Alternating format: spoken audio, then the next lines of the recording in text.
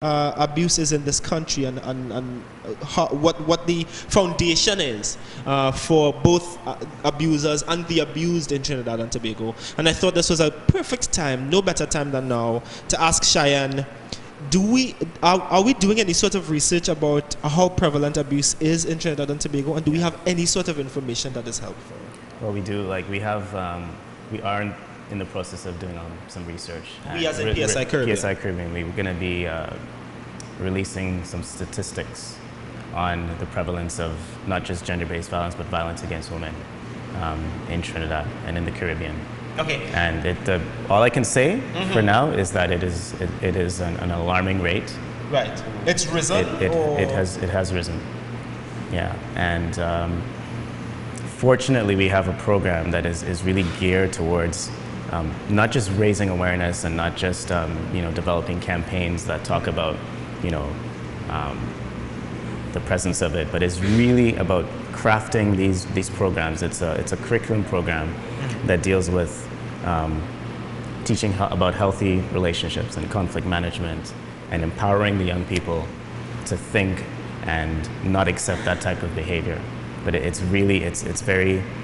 deals with a lot of layers.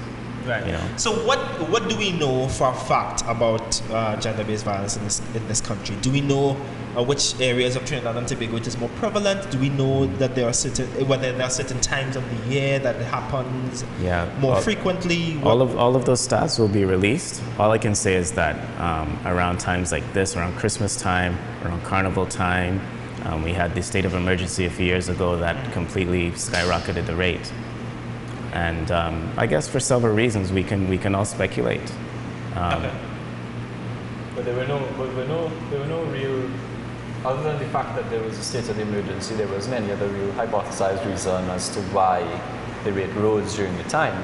No, a lot of it is speculation. A lot of it's speculation now. Like you have a speculation of your own? Well, I'm thinking because, here we have people who are now forced to be at home a lot earlier. Right. So they're probably not allowed to go out and have as much fun as they would normally have, which means they may just end up having fun at home, like drinking alcohol or whatnot. And I remember Cheyenne had mentioned this to me earlier in the break, and it's just that alcoholism aspect of it.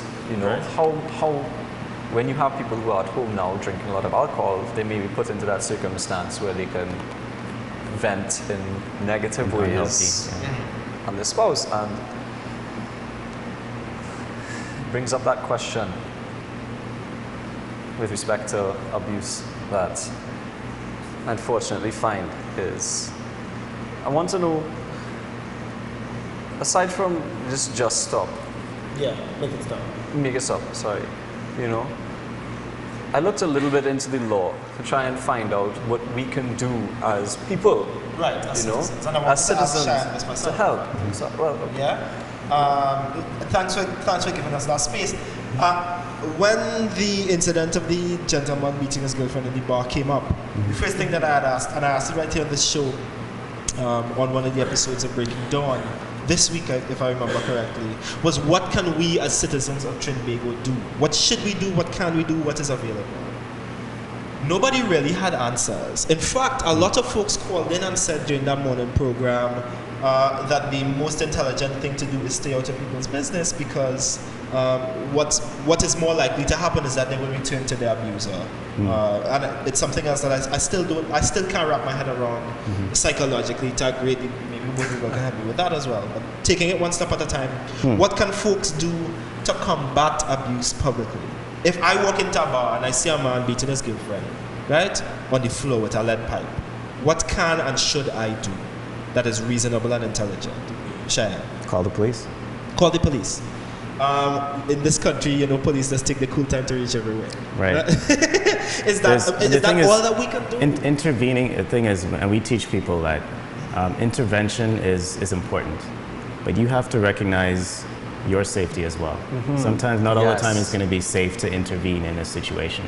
You have to understand that, recognize that, and maybe seek alternative ways to intervene, i.e. calling the police or letting somebody be aware that, hey, this is going on. I can't physically. If I were there, I mean, my stature is, I'm a small person. Right, I'm not going to go in, but I would recognize that and say, listen, like. Yeah, I'm going to go ahead, and I know this sounds bad, Cheyenne, I'm going to go ahead and say that that's not enough. Here's why. We live in a country where our protective services are not rapid responders, right? Mm-hmm. Let's be real. We understand that. Just the other day, there was a story of an individual who had collapsed just like 150 meters away from a hospital, and it took an ambulance 45 minutes to get to his location. Whoa. Yeah, police got to the location and stood there and said, "Let's wait for the ambulance." 150 meters away, even though they came in a vehicle. That's the landscape of the protective services in this country. If I call the police while someone is being beaten, right? There's no reason for me to believe that in the next 15 minutes that person is going to seek redress. That's one thing. Yeah. A second thing is we live in a culture where, and it shows in the video, where a young lady tried to walk up to the gentleman and said, "Could you stop? Like, what are you doing?" And he just shrugs her off and continues. Because as far as he's concerned, there's no one who can and will stop him. People might be scared, people might be confused, people might want him to stop, but no one's going to make it stop, right? Which is interesting that's PSI Caribbean's gender-based violence slogan. How do we make it stop? Not ask for it to stop, of course. Not plead for it to stop. But it's a combination. You have to make it stop. It's a combination of educating, involving the youth, involving the men, and doing these programs, and really getting to the surface of why is this taking place? What occurred before, and why is it leading up to that? I mean, I'll ask you, if you were in that position, if you were there, what would you do? You asking me? Yeah. You really want an answer? Because you know what? I'm going to be completely honest. I don't care if it's wrong. I mean, we're in a bar. There are plenty of glass bottles on the table. Put two and two together. And I'm not saying that's necessarily the right thing to do. I still committed assault, but I need to get this person to stop. I'll deal with the repercussions afterwards, because I can explain myself to a police officer. I walked into a bar and I have witnesses. I walked into the bar, I see this man beating this girl. I didn't know what to do. I looking kind of small. I pick up a bottle, I crack one on his head. Full stop. He stopped though. The young lady is a whole lot safer, and we can have a conversation about what are the next steps now. Because now the situation has come to light and someone responded. I might call the police before I pick up the bottle, because I need to explain it to somebody before, But I am not lying to tell you, I'm not going to wait around and I'm not going to ask him, "Please, gentlemen, would you stop beating your girlfriend?" That's not enough anymore. That's not realistic. And when gentlemen, and I mean women as well, women perpetuate abuse as well, when men and women are aware of the fact that someone is going to respond if they see this happening, you are not going to get away with this. I think we'll see much less cases, and I'm saying this in light of the fact now, Joseph, I warned you that I was going to do this. We have a mutual friend who is in a relationship that is abusive, right? And for the longest while, I actually wrote a big long blog post about it because I felt guilty when I found out the truth. And then I was watching the video, and then like a lot of stuff popped up in my head. And I've spent from then to now wondering, what can and should I do? And the answer that I came up with is, while what happens behind closed doors usually stays behind closed doors for a really long time until unfortunately it's too late. I know enough to say that enough is enough, and that I need to put my foot down and say to that friend of mine, to that young lady, you don't need to take this anymore. There are folks that you can talk to, there are folks that want to and can help you. But also to that gentleman who's abusing this young lady, that you can't get away with that anymore, because folks know and folks will respond. The problem is, in this country, no one's responding. What's the next step? We know that there are folks that you can call, but calling is not enough. We know that you can call the police, but the police going to reach in the cool time. What can I do in this space right now? I have a body that I can use to stop this from happening further. And yes, I should be concerned about my own safety. Well, let me interject as well too. It's one thing to help this person who is going through that, but the perpetrators also need help. And resources are there to help the perpetrator, because again, if you don't involve the perpetrator, then you're really not going to do much to help Right. So, okay. So what do we need to do? What do we need to provide for folks who perpetuate abuse in order for them to come to some sort of peace and for us to reduce the prevalence of abuse in this country? What's necessary? That is a complex question. Yeah. It's not an easy. Is it as easy as we take them and give them counseling? You cannot give people counseling out of the blue like that. You can legally if both agree. Now, this is the thing.